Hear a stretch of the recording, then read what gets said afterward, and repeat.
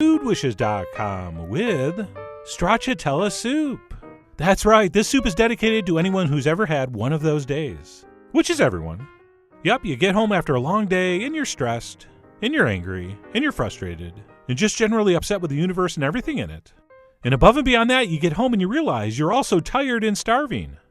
Plus, did we mention there's nothing in the house to eat?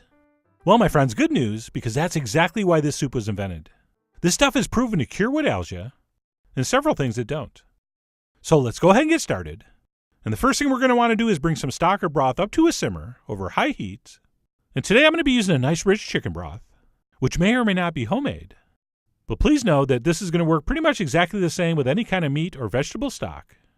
And then besides bringing this up to a simmer, the only other thing we're going to want to do is make sure this is seasoned properly.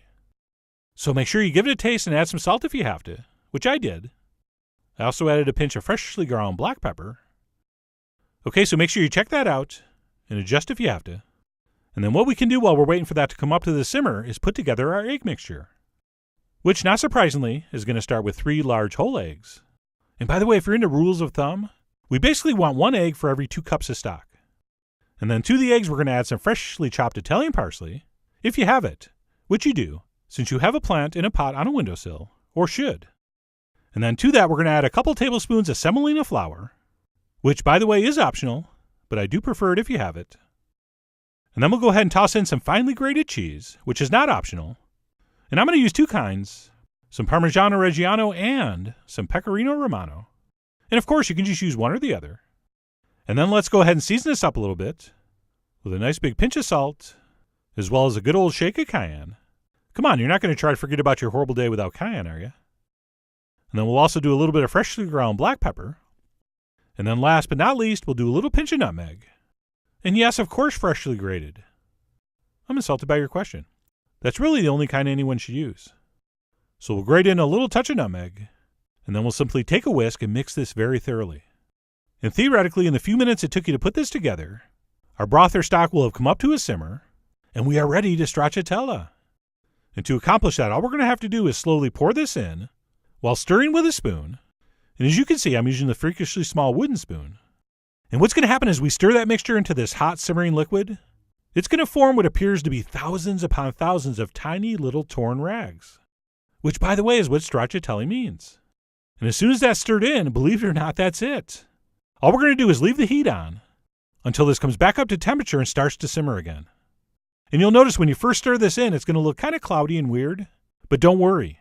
Just keep stirring, leave it on the heat, and it will go from looking cloudy and weird to looking clear, but still weird. But that's fine. That's what it's supposed to look like. And of course, like everything we serve, we're going to taste it one more time before we dish it up. And once we're happy with the seasoning, we will grab a ladle and go ahead and serve this up into some hot bowls. And personally, I think all those millions of little tiny rags are so interesting looking. You don't really need a garnish here. But I did notice a little parsley on the cutting board, so I tossed it in. I didn't want to waste it. As well as a little bit of chili flake. And then last but not least, a couple optional drips of olive oil, since you really should include a little bit of fat with every meal. And that is it. Our stracciatella soup is done. You pair that with a nice simple green salad and maybe some crusty bread, and you're talking about an incredibly fast, incredibly simple, and yet profoundly satisfying and comforting meal. It really does make everything seem like it's okay.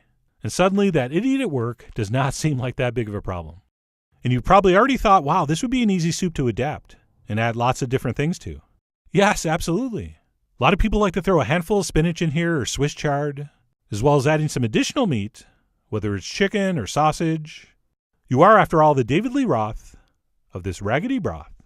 So please feel free to adapt this and accessorize as you see fit. So even though you weren't in a good mood after work, and you didn't have any time or energy or ingredients for that matter, you still probably will be able to pull off something like this. And if you can, everything's going to seem a lot better. And that's because it is a lot better, okay? So anyway, I really hope you were paying attention and heard what I was stracciatelling you, because this really is a soup everybody should have in their repertoire, especially after one of those days. So I really do hope you give this a try soon. Head over to foodwishes.com for all the ingredient amounts and more info as usual. And as always, enjoy.